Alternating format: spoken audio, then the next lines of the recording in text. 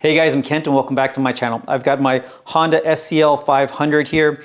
One of the very first mods I did on this bike back in the summer was installing this tail tidy. It's by a company called Maxnus, and I think it looks particularly good, and I plan on keeping it on the bike.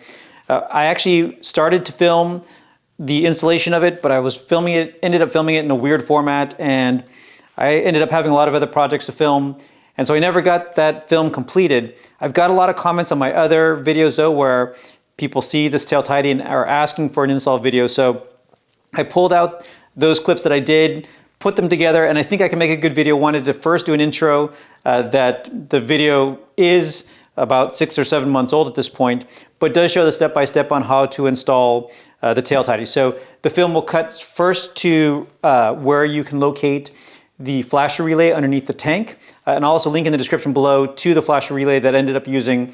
At the point that I did it, I didn't have that flasher relay handy, at least the one that I needed, so that was another thing that kind of offset me finishing that video. But I'll get the links in the description below to the parts that you need.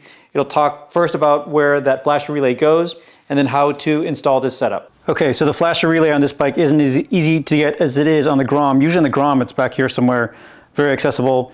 This one, you can see the pins here, and let's see, this is the relay itself. It's this 3-pin relay that I don't have a LED replacement for. This actually isn't, it says LED, but I think it's designed for a different wattage of LED or something, but I just placed an order for something that I think will solve my problem. I'm going to button this back up. To access this though, it is pretty easy. There's just one bolt here to take off the tank, and then I have some towels here so it doesn't scratch the frame as I turn it to its side, and again, it's just right here. So I'm going to button this up for now and deal with the flashing for a day or two until I get the replacement relay to correct that. This is the product, the fender for the rear. The quality is actually higher than I expected it to be. It's fiberglass, but the finish is really nice. The black looks pretty similar to the finish of the bike, and it's got this LED strip integrated that has both turn signals as well as the brake light. If you look underneath, you can see that what it is really just that $10 Amazon strip that I actually used the exact same one on my 1982 CB650 build, but they have it integrated pretty cleanly. So again, pleased with the quality, because without any reviews, I wasn't sure what it would actually look like. It looks like there's just 4 holes that bolt here that I think hold this up. So I think it's really just a matter of popping off the seat, taking out 4 bolts and putting 4 bolts in. It also came with this really big and also really heavy license plate bracket to get the license plate out. Also acts as a little more of a fender. I think I'm going to do something a little shorter than this, hopefully also a little bit lighter than this. I swear this weighs like 3 or 4 pounds, and shaving off weight is always a good thing. But anyway, for now, let me get the old one off, the new one on. The other cool thing about this one is that, yikes, it comes already set up with the plugs, so it's literally plug and play. There isn't any soldering that's going to need to be done here. So again, let me get the old one off and the new one on.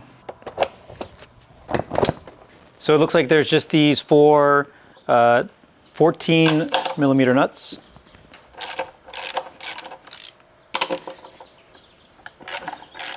Kind of supporting this with my leg because I can feel it already starting to come off.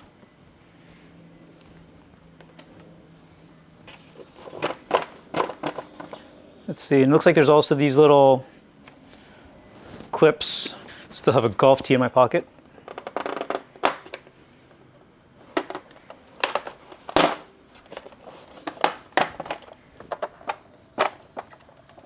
And it's free. Let's see, there's some cables that are attached. Show you, there's this cable here that has all the cables that go into this whole assembly, which is now just resting on the tire. Let me figure out where I can unplug that. All right, I'm assuming it's going to be connected down here. So let me zip these off.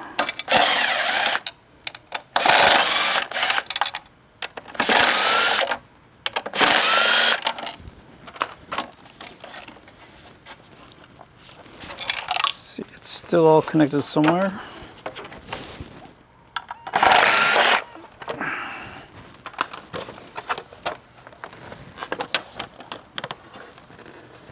I'm still not finding the cable connection. Let's just keep taking this thing apart. All of this is a 5mm Allen.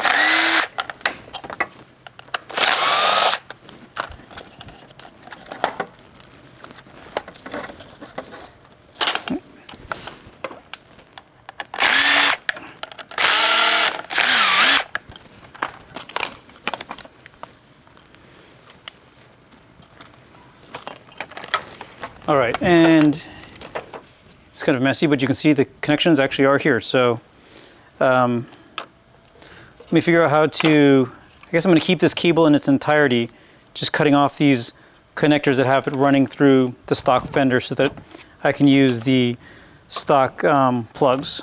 Okay, so cutting through all of that junk leaves me with just the cable that I want, that has all of the hookups for the turn signals and the brake light.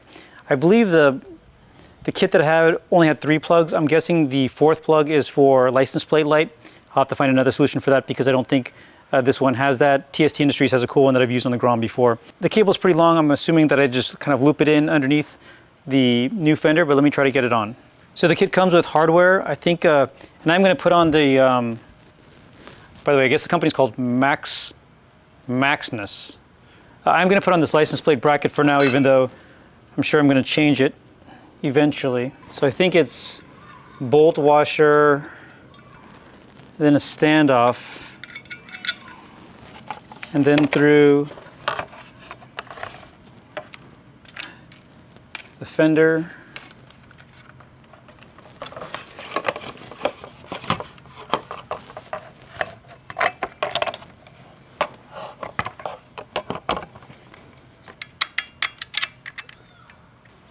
All right, let me get the other 4 nuts on.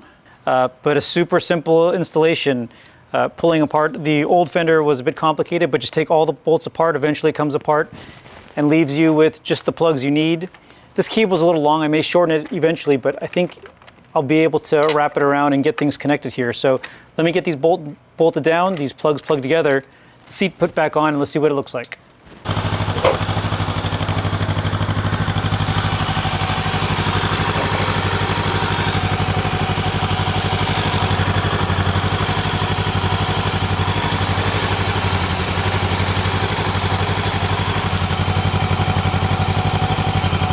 So hopefully those clips were helpful if you're interested in putting this on your bike.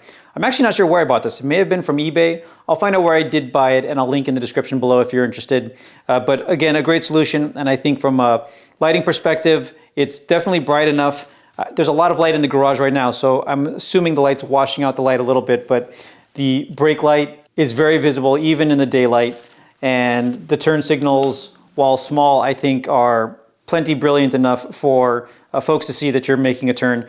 Plus, on the motorcycle, I'm never relying only on my turn signals when I'm merging. I'm looking quite a bit, and I'm usually using hand signals at the same time. But anyway, a cool solution. Hopefully that was helpful. If this video was interesting at all, please give me that thumbs up. Lots of other things to come on this SCL500. Thank you everybody very much for watching. Stay tuned for more videos and keep on building.